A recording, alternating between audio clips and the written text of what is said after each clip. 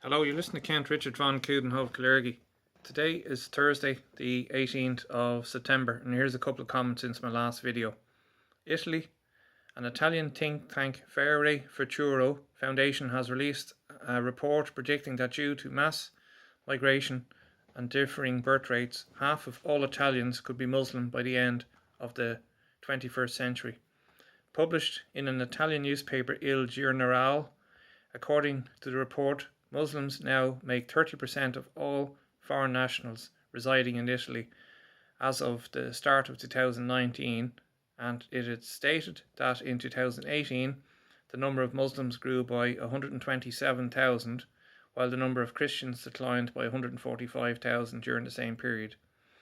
It also claims that nearly 8 out of 10 immigrants coming into Italy are Muslim and tend to have a much higher birth rate. Matteo Salvini has repeatedly brought up this issue of population decline and incentives to increase the ailing birth rate, and has said in the past, quote, "A country that does not create children is destined to die." Now that Salvini is no longer in government, his pro-family policies are likely in jeopardy, with the left-wing parties pushing to open countries' borders to increase the population that way. France. Firefighters in the French city of Cavaillon in the Vaucluse region will now be escorted by police when responding to fires in so-called sensitive areas, following an attack last Friday after firefighters arrived to put out rubbish. Around 11:45 p.m. they were pelted with rocks, pétanque, which are metal balls used in the famous or popular French game, and Molotov cocktails. This follows a dramatic 23% rise in violence in the last year. This is not the first area to have firefighters attacked. In the Loire-Atlantique, firefighters have claimed that they have been attacked every day during the month of July. This led to 15 firefighters in Nantes staging a protest as they were tired of being attacked by members of the public. In the Alps Maritime region, emergency workers went as far as producing a series of videos about not attacking them, including one which showed an Antifa supporter throwing a Molotov cocktail. In June of this year, civil defence volunteers were attacked with acid in the town of Aigues-Saint-Catherine. And in France, figures from the French judicial police reveal that the number of murders and attempted murders in the country has dramatically increased over the last 10 years. Statistics revealed that in 2009, France saw 1,767 murders and attempted murders, rising to 3,168 in 2018. Frédéric Lagache of the police union Alliance Police Nationale agreed, saying, quote, "Law enforcement is no longer scary. Today, for nothing, for a look it turns to fists, and pulling out a gun has become commonplace." Cities across France have seen the rise in violence, particularly surrounding the activities of criminal gangs in Marseille and in two heavily migrant-populated areas of Paris. Last month, France's Ministry of the Interior noted that murders had jumped 16% from the 1st of May to the 1st of July compared to the previous 3 months. Many of the 248 murders that took place are thought to be connected to gang-related activities. Random acts of violence have become such a major issue that police report that nearly 800 attacks happen every single day. Imagine that, 800. And now for that canary in the coal mine, Sweden. The Swedish municipality of Oughterard is yet another area that has come into financial difficulty and is opening an investigation into the true cost of asylum and migration. This comes from a local report that found that it had spent nearly €100,000 on minor migrants during a review of its last statement. This from an area of only 10,000 inhabitants, including 50 leased apartments. This is the fourth region to raise concerns over finance, as migrants with low education skills remain on benefit and are unable to join the workforce. Sweden's National Bomb Squad was called out to a preschool in Kristianstad after a child was reported for having a suspicious object in his possession. It was reported that the object was picked up from a firing range outside the city and may have been carried around for some time before the child decided to put the object, identified later as a hand grenade, on a ping pong table. And in the city of Lund on Saturday morning, a woman was injured by an explosion that took place outside a grocery shop. The blast took place at 2:40 a.m. local time and injured the woman in her 20s, who was taken to hospital with shrapnel injuries.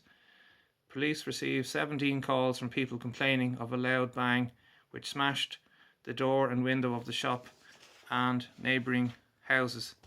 And still in Lund, a Nigerian-born rap artist who immigrated to Sweden in 2008 and has Swedish citizenship and who goes by the name of JC Buzz has nearly 280,000 subscribers on different YouTube channels, has published in a closed Instagram group where he put out a rap about shooting and enslaving whites. An account which is open to only a couple of hundred has urged black brothers and sisters to continue the war. On relation to this, he pledged to delete the snitch, and yet Gem Authority and you had their account deleted, along with Irish Wolf, who's doing some excellent work. According to the Swedish broadcaster SVTV, the area around Söderhamn has been forced to hire private security companies due to lack of police to conduct adequate patrols in the city centre. Some of the other municipalities in northern Stockholm that contain the so-called no-go zones have begun doing the same, with 6.5 million spent to hire private security. In 2017 in Husby, the local government tried to hire a security firm to carry out patrols in the no-go zone, but no company would fulfill that contract. And the Swedish media outlet Mitt1, an average of 5 rapes a day take place in the Swedish capital, but with only 5% of them resulting in the attacker being sentenced by a criminal court. Local politicians have called this development unacceptable. In the first half of 2019, Stockholm has seen a total of 1,060 rapes, making this a 20% increase on the same period last year. The rape situation has got so bad that one of the hospitals has been forced to establish a special emergency department, and figures from that hospital suggest that only 6 in 10 rapes are reported to the authorities. And in the coastal city of Luleå, 600 miles north of Stockholm, a woman in her 30s was raped in the early hours of Thursday morning. She described her attackers as 2 southern-looking men. And in the coastal city of Nacka, 240 miles north of Stockholm, last weekend, 2 people were injured by automatic gunfire from 3 shooters on Sunday evening. Witnesses said that the shooters fired at an apartment and a taxi, who it is believed to be known to the attackers. 3 men have been arrested, with one of them being linked recently to a shooting in Stockholm. In the Mediterranean, the chaos continues, with the NGO-sponsored Ocean Viking picking up over 50 migrants off the coast of Libya last weekend. And on Thursday morning, in just one day, 427 illegal migrants landed on the Greek island of Rhodes, Lesbos and Samos. August saw 7,000 people arrive by boat, and it's believed that 34,000 have arrived in Greece so far this year. And now for some domestic issues. Video footage has emerged of a group of Irish pro-abortion feminists on their way up to protest the silent pro-life march in Belfast. They twisted the lyrics of the Andy Williams song I Love You Baby into We Need an Abortion. I have to say that this video made me cry, not just for the unborn, but for the mind that thinks that this is fun and okay. All looking so happy, like a victorious football or hockey team returning from a victory, or even a hen night. I wonder, would their mothers have been proud of them? Is this how far the beauty of motherhood has sunk, and do these creatures actually deserve to be mothers? Would their children, if they had any, like to see how their mothers thought? Would the spirit of the aborted children return to haunt them during sleepless nights?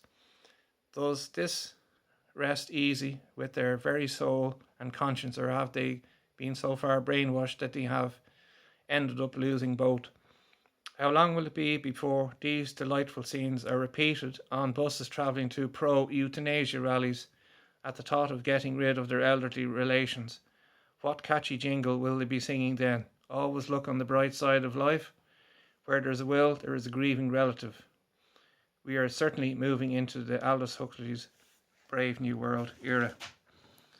And the ongoing standoff in Oughterard continues, with Gerard Murphy, Gerard Murphy, getting some excellent footage, including a meeting in a community centre where a show of hands from about 700 people revealed that all bar one or two wanted a direct provision centre. In the media frenzy that following day was full of nonsense, and RTE and other media networks went into overdrive, with Sinister standing yet again on prime time mentioning that phrase, friends of the centre. Comments made by TD Noel Grealish were seized upon, but taken in the context of the rest of his speech were warmly received, which questions the validity of some of those seeking international protection in Ireland. I rang one of the councillors and spoke to him for over 20 minutes and sent him the links to Peter Sutherland speaking in the House of Lords 2012, Peter Sutherland and Simon Coveney at the Bilderberg Conference in Copenhagen 2014, my recording of me questioning Simon Coveney on the Global Compact on Migration from the Orla channel, a Wikipedia page on the Global Compact that also gave a list of all the countries that didn't sign. I also sent him the video of Joe Loughnane talking in a Galway University where he was shouting down the speaker. Joe, who is now a prophet before people person and a Galway Against Racism Network, this last weekend also saw a march from outside the church to the hotel, which saw at least 1,500 people take part in a silent march that will send a very loud message to the government that, as Henry Ford put it, the buck stops here. This protest made it onto Katie Hopkins' Twitter page, who was showing full support to the people of Oughterard. Since last weekend, there has been a 24-hour vigil outside the hotel. Work has stopped, but unfortunately one of those taking part in the vigil was hit by a car operated by the security company, to which the person was taken to hospital for injuries. This week also saw the Plowing Championships down in County Carlow, with over 70 to 80,000 people attending most days. I was delighted to see footage of the Irish Patriot interviewing TDs and senators, and bar one or two, they actually ran when the topic of migration was mentioned. He did a very good interview with Danny Healy-Rae. I thought he spoke very well. Also, he met up with Charlie Flanagan, and he was very quick out the door at the thought of the migration being brought up. And D. Wall also caught Ray Darcy on the hop after his disgraceful interview last week, where he said that he was ashamed to be Irish, and reminded him that he didn't mind taking nearly $500,000 per year from Irish taxpayers. Long may the entertainment of confrontation these individuals continue, and to remind them they are not untouchable. Well, there are a couple of thoughts which are my own. Thanks for listening. Good night and good luck.